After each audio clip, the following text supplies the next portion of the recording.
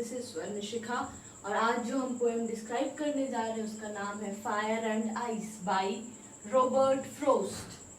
Fire means आग होता है और आइस मीन्स बर्फ। जैसा कि हम सभी जानते हैं कि जिस चीज़ का भी जन्म होता है उसका अंत होना निश्चित है, ठीक उसी तरह से ये दुनिया का जन्म हुआ और उसका अंत भी होगा। तो लोगों के बीच एक डिबेट चलता है कि दुनिया बर्फ से खत्म होगी, आइस से खत्म होगी या फायर से। तो हम लाइन बाय लाइन पोएम को डिस्क्राइब करते हैं। Some say the world will end in fire, some say in ice. Means कुछ लोग कहते हैं कि ये दुनिया बर्फ आग से खत्म हो जाएगी, तो कुछ लोग कहते हैं कि बर्फ से। From what I have tasted of desire, I hold with those who favor fire. तो ये जो पोएट है रॉबर्ट फ्रोस्ट वो कह रहे हैं कि हमने जितना डिजायर्स को चखा है, जितना डिजायर्स को एक्सपीरियंस किया है इस दुनिया में, तो हम उन लोगों के साथ जाएंगे जो ये कहते हैं कि दुनिया बर्फ से खत्म होगी। मीन्स यहाँ पे आग का मतलब जो आग जलाते वो नहीं, आग का मतलब जो फीलिंग्स जो दुर्गुण इंसानों के अंदर होती है, जैसे बहुत ज़्यादा इच्छा का, बहुत ज़्यादा पैशन का।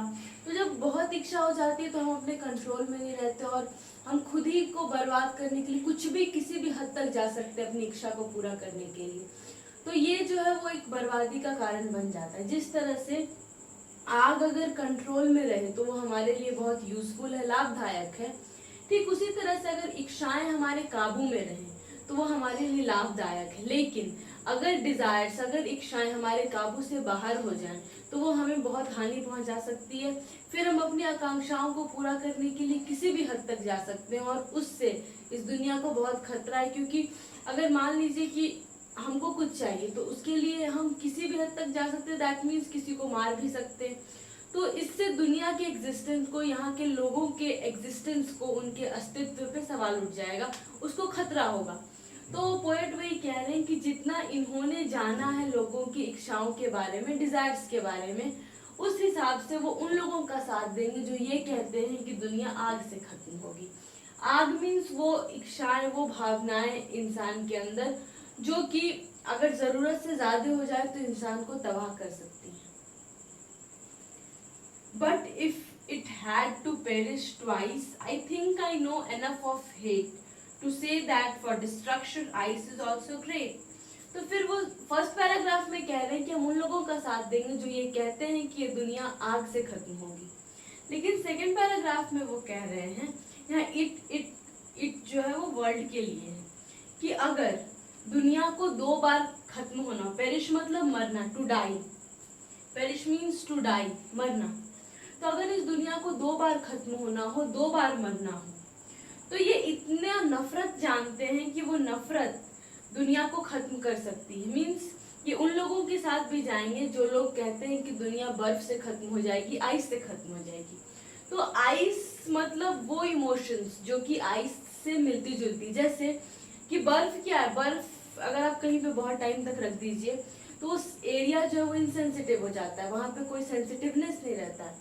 ठीक उसी तरह से जैसे हेट्रेड, नफरत, तो अगर नफरत इंसान के भीतर रहती है तो वो धीरे धीरे नुकसान करती है। जैसे डिजायर से बर्फ, आग है वो तुरंत बर्बाद कर देता है सब चीजों को, लेकिन जैसे बर्फ है ठीक उसी तरह से नफरत है, अगर आपके भीतर किसी के लिए भी नफरत है तो वो आपको भी खत्म कर देगी, और जिस इंसान के लिए नफरत है आप उसको डैमेज करेंगे, नुकसान करेंगे। जैसे हेट्रेड है, जैसे इंटॉलरेंस है, असहिष्णुता है, ये कुछ गुण है जो कि बर्फ के गुणों से इनका मेल है। तो ये कह रहे हैं पोएट कि वो नफरत को भी इस दुनिया में उतना जानते हैं कि अगर इस दुनिया को 2 बार खत्म होना हो तो एक बार तो ये आग से खत्म हो जाएगी, मतलब इच्छाओं से, डिजायर से खत्म हो जाएगी, और सेकेंड टाइम इतनी नफरत है इस दुनिया में कि ये दुनिया बर्फ से खत्म हो जाए।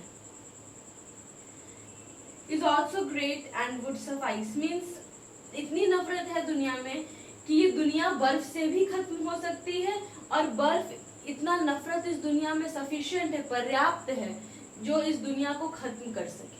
दैट मीन्स कि पोएट जो है वो 2 पैराग्राफ में डिस्क्राइब कर रहे हैं। पहले पैराग्राफ वो कह रहे हैं कि दुनिया बर्फ, लोग कहते हैं कुछ लोग कि दुनिया बर्फ से खत्म होगी, कुछ लोग कहते हैं दुनिया आग से खत्म होगी। लेकिन जितना उन्होंने समझा है, जाना है कि दुनिया आग से भी खत्म हो सकती है क्योंकि इस दुनिया में बहुत डिजायर्स हैं, और अगर दुनिया को 2 बार खत्म होना हो तो एक बार वो आग से खत्म हो जाएगी और दूसरी बार इतनी नफरत है इस दुनिया में जो उसको खत्म कर सकती है। That means hatred is related to ice, ice से रिलेशन है हेट्रेड का।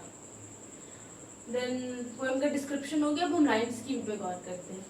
राइम स्कीम क्या है, लास्ट साउंड सेम होना चाहिए। जैसे फायर, तो आयर आ रहा है लास्ट में, दैट मीन्स ए, और डिजायर आयर दोनों में आ रहा है तो इसको भी हम ए मार्क करेंगे, इसको भी ए मार्क करेंगे।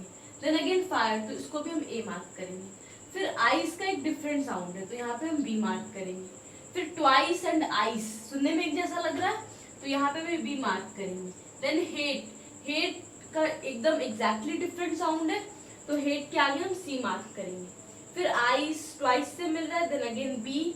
ग्रेट एंड हेट एक जैसा साउंड कर रहा है तो यहाँ पे भी सी, और सफाइस आइस से मिल रहा है तो B. Then again rhyme scheme क्या होगा पोएम का, हम यहाँ पे लिखते हैं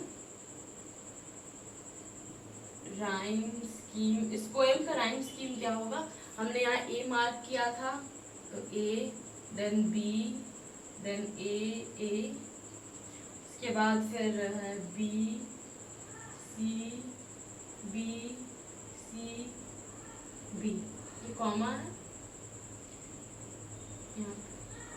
तो दोनों पर ये फर्स्ट पैराग्राफ का है और ये सेकंड पैराग्राफ का है, इसलिए बीच में हम एक डिफरेंट सा साइन देते हैं। Now this is the rhyme scheme A B A, B C B.